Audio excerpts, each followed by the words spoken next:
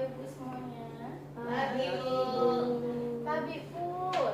Ya, Pun. Baik, di sini Bapak Ibu saya akan menjelaskan mengenai potensi. Kenali potensi ya Bapak Ibu. Nah, di sini kenali potensi dalam jurus BK yang pertama. Nah, di sini akan saya jelaskan terlebih dahulu mengenai tujuannya. Capaian pembelajaran guru BK dan non guru BK mampu membantu murid mengeksplorasi potensi, minat, bakat melalui teknik asesmen pendidikan. Nanti ada asesmennya. Konsep kunci yang akan dipahami di situ ada kecerdasan majemuk, gaya belajar, dan pengenalan minat dan bakat. Nah, di sini selanjutnya ada keterampilan yang akan dikuasai, di mana keterampilan menerapkan asesmen sederhana untuk mengakomodasi diferensi potensi, minat dan bakat murid dalam pembelajaran dan orientasi karir. Keterampilan khusus yang akan dikuasai guru BK itu yang pertama, mengidentifikasi potensi, bakat, minat, dan gaya belajar murid melalui pendekatan pedagogik. Yang kedua, menginterpretasi hasil asesmen untuk pengembangan karir murid. Yang ketiga, mengintegrasikan data asesmen ke dalam layanan bimbingan konseling. Selanjutnya, nah di sini mengenali gaya belajar. Di mana dalam mengenali gaya belajar ini itu ada 3 Bapak Ibu ya. Yang pertama ada kinestetik, visual, dan auditori. Nah, di sini ada ciri-cirinya. Ciri-cirinya yang pertama, lebih mudah mengingat informasi dalam bentuk gambar, grafik, warna, atau tulisan. Berarti masuk di mana Bapak Ibu? Visual. Ya, maksudnya di visual. Bapak Ibu sudah tahu kinestetik, visual, dan auditori? Sudah ya? Nah, kalau yang kinestetik itu tadi. Nah, kalau ini tadi kan masuknya di visual. Yang selanjutnya senang membaca. Berarti melihat kan ya? Senang membaca, senang mencatat, itu masuknya di Visual. Nah, selanjutnya ada kecerdasan, mudah mengingat. Diingat lagi, mudah mengingat informasi jika dengan cara mempergerakan dari gaya tubuh, dari tangan, yaitu maksudnya di kinestetik. Nah, kalau mudah mengingat informasi yang didengar seperti lagu, cerita, atau percakapan, itu kan melalui pendengaran. Ya, Bapak Ibu sudah pernah tes semuanya mengenai 3 gaya belajar tersebut? Ya, sudah. Nah, itu macam-macam ya. Kalau Ibu Nurul masuknya di mana, Bu Nurul? Kinestetik. Ya, kalau iya, mendengarkan ya, dari musik, bisa belajar sambil mendengarkan musik. Nah, seperti itu. Nah, ini selanjutnya, lebih cepat paham jika informasi disampaikan secara lisan, secara langsung begitu. Ya, sampai dengan terakhir nih Bapak Ibu, ini hanya membedakan di mana yang masuk nih kriteria ciri gaya belajarnya di kinestetik, visual, atau auditori. Ya, selanjutnya di sini mengenal profesi. Di sini kita juga harus mengenal profesi. Nah, di sini amati beberapa ciri pada res berikut ini. Pilihlah tipe mana yang paling sesuai dengan Anda. Jika sudah menemukan tipe Anda, apakah profesi yang Anda jalani sekarang sesuai dengan tipe Anda? Apakah sudah sesuai semua dengan cita-citanya? Nah, kalau di sini kan ada realistis nih, suka bekerja dengan tangan atau alat, mesin atau hewan, praktis, konkret, suka aktivitas fisik. Nah, di sini profesinya yang masuk dalam profesi ini bisa jadi tukang bangunan misalnya nih, ada insinyur, ada petani, ada mekanik, polisi, ahli IT. Nah, yang selanjutnya ini investigasi nih, suka menyelidiki,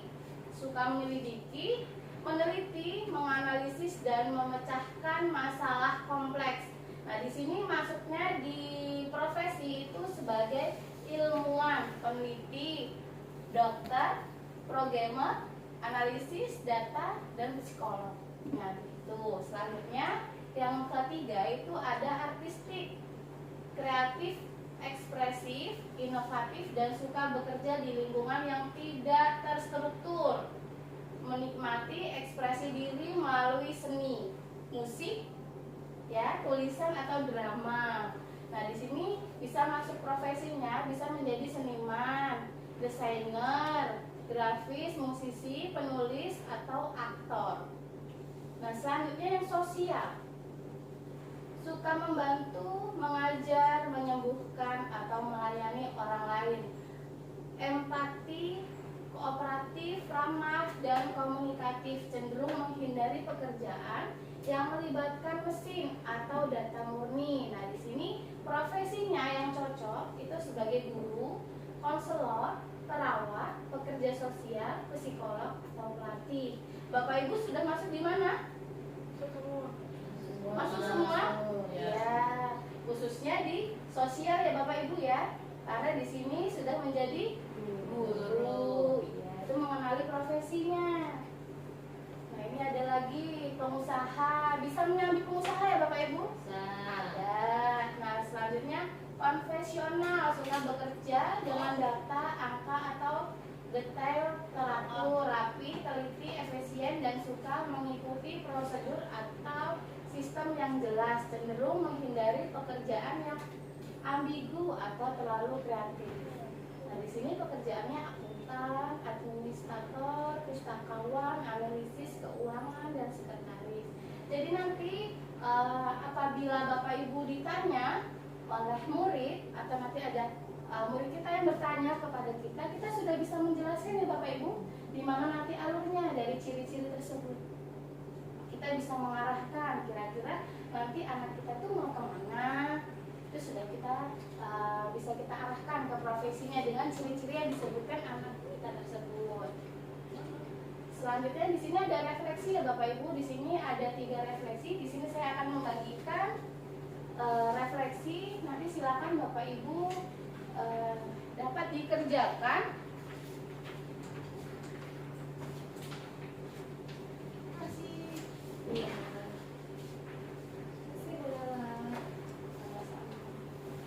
Dapat dikerjakan seperti yang pertama, potensi apa saja yang Anda kenali dari hasil asesmen sederhana di atas.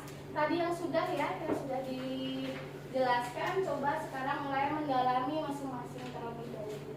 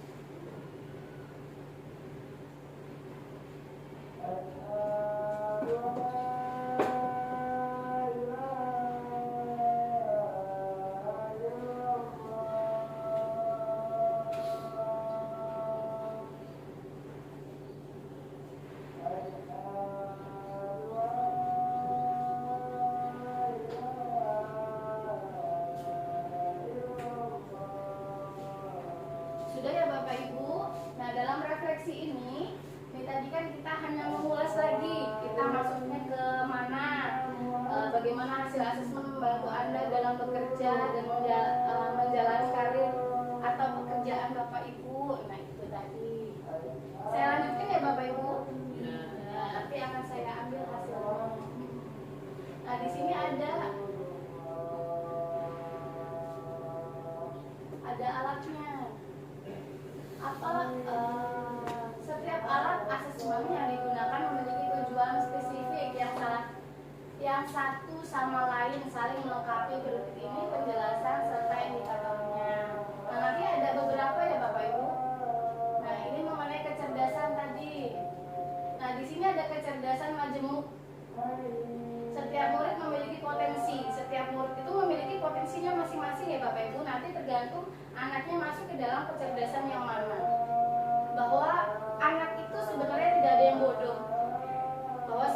manusia itu memang ditakdirkan untuk pintar. Cuman kecerdasan itu tuh kita gimana caranya kita menggali dan kita arahkan masuk ke kecerdasan yang mana biar anak tersebut bisa mendapatkan kecerdasan tersebut dan lebih berkembang lagi. Nah, di sini ada kecerdasan visual, membaca dan menulis untuk kesenangan pada menyusun. Jadi kalau memang anak kita udah tes, misalnya kita sudah tes dan masuknya ke visual, nah gimana caranya nanti kita lebih arahkan. Misalnya kalau di sini kan membaca menulis, bisa jadi nanti anak kita diarahkan untuk mengikuti seperti lomba puisi, nah seperti itu. Nah kalau selanjutnya ada kecerdasan verbal, mudah mengingat informasi tulisan dan lisan. Nah nanti kita arahkan ke mana, atau pidato dan lain sebagainya. Nah, di sini ada kecerdasan interpersonal, berkomunikasi secara verbal dengan baik, keterampilan dalam komunikasi nonverbal, melihat situasi dari perspektif yang berbeda, menciptakan hubungan positif dengan orang lain. Nah, ini kecerdasan interpersonal. Nah, selanjutnya ada kecerdasan intrapersonal, itu menganalisis kekuatan dan kelemahan diri dengan baik, menikmati ketika menganalisis teori atau ide, memiliki kesadaran diri yang sangat baik. Nah, kalau kecerdasan kinestetik itu keterampilan dalam menari, ya, dan olahraga, menikmati membuat sesuatu dengan tangan. Jadi dia semuanya pergerakan, ya, melakukan pergerakan, atau memang dia itu memiliki bakatnya tersendiri, memiliki koordinasi fisik yang sangat baik, ingat dengan melakukan daripada mendengar atau melihat. Jadi dia lebih mengingat untuk melakukan pergerakan atau membuat kesenian atau membuat karya dan lain sebagainya. Itu kecerdasan kinestetik.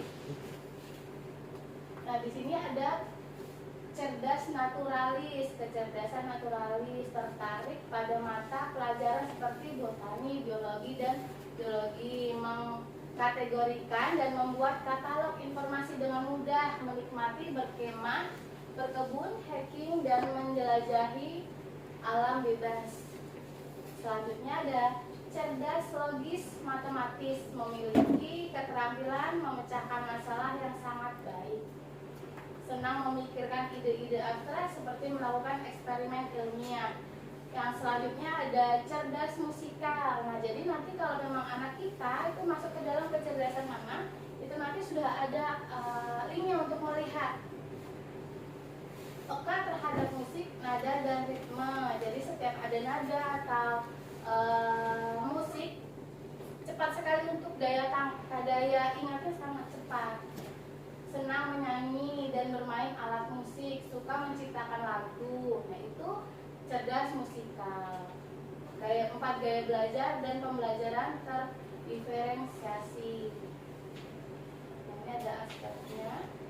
Nah, langsung ya Bapak Ibu mengenali 3 gaya belajar. 3 gaya belajar yang pertama tadi ya Bapak Ibu, itu ada visual. Ya, ada visual, itu lebih mudah mengingat ya Bapak Ibu. Itu strateginya menggunakan gambar atau peta konsep. Jadi nanti kalau dalam pelajaran sejarah itu bisa menggambar atau membuat bagan, ya, nah itu lebih mengingatkan. Atau video. Nah, selanjutnya gaya belajar auditori, itu lebih cepat paham jika informasi disampaikan secara lisan. Nah, strategi yang digunakan itu gunakan diskusi. Biasanya kan kita menggunakan diskusi kelompok tanya jawab atau rekam suara biar tidak lupa. Selanjutnya ada gaya belajar kinestetik, belajar lebih efektif dengan menyentuh atau bergerak atau melakukan langsung. Nah, di situ strateginya gunakan permainan edukatif. Jadi di saat pembelajaran itu tidak hanya kita belajar, tetapi bisa kita sisihkan itu permainan atau game. Bisa nanti kita gamenya itu kan banyak ya Bapak Ibu. Nanti tinggal dipilih untuk game-gamenya. Nanti bukunya juga akan dibagikan, akan saya bagi untuk mengenai game. Itu ada game menara. Menara itu sebentar akan saya contohkan. Nah, untuk pembuatan menara itu bisa kita gunakan dari sedotan atau dari kartu, begitu. Itu biar anak murid tidak bosan. Mengenali potensi karir masa depan. Individu yang suka bekerja dengan benda mesin atau kegiatan fisik sering lebih tertarik pada pekerjaan yang melibatkan keterampilan praktis. Melakukan tukang listrik. Nah, di sini kita mengenali potensi Bapak Ibu ya, mengenali potensi karir. Jadi nanti di saat anak kita di kelas 12, bahkan di kelas 10 kita harus sudah menginformasikan kira-kira nanti setelah lulus SMA kita mau kemana. Kita harus tahu karir kita tuh mau kemana, mau dibawa kemana. Nah di situ nanti kita sudah bisa seperti contoh yang di yang paling atas tadi Bapak Ibu itu sudah distrukturkan masing-masing. Selanjutnya di sini ada investigasi, analisis intelektual, artistik. Artistik tadi contohnya sudah seniman ya Bapak Ibu, bisa nyanyi, bisa jadi aktor, bisa jadi penulis dan lain sebagainya. Ini sosial, itu printing. Nah, selanjutnya, nah di sini Bapak Ibu dalam kecerdasan nanti kita bisa melakukan untuk memilih kecerdasan itu tadi kita bisa tes melalui yang di sini Bapak Ibu ya. Nanti bisa dicoba, nanti kita tuh masuknya ke mana tes kecerdasan macam tersebut. Nah di sini bisa ada langkah-langkahnya ya Bapak Ibu. Langkah-langkahnya yang pertama buka tautan web tersebut ini, lalu bacalah terlebih dahulu informasi umum mengenai kecerdasan dulu. Setelah kita baca mengenai kecerdasan, baru nanti kita pilih kita mau tes yang mana, mau kecerdasan macam ini atau temukan tautan menuju form assessment. Nah di sini ada banyak bisa identitasnya dan lain sebagainya sampai nanti kita menemukan kita termasuk dalam kecerdasan yang mana. Kecerdasan majemuk ini maksudnya kecerdasan yang visual atau kecerdasan intrapersonal atau kinestetik atau bahkan kecerdasan musikal. Tapi di situ kita sudah ada, kita masuknya ke yang mana. Seperti halnya tadi sama, nanti juga ada beberapa kecerdasan yang mengenai ini. Nanti juga ada di situ. Kita tinggal pilih kita nanti termasuknya yang masuk yang mana. Kecerdasan kinestetik, visual atau auditory. Jadi nanti kita lebih memahami. Dan nanti setelah kita memahami baru nanti kita bisa menerapkannya. Begitu ya Bapak Ibu. Ada pertanyaan Bapak Ibu mengenai materi mengenai potensi diri yang saya sampaikan pada hari ini? Sudah cukup? Cukup ya Bapak Ibu.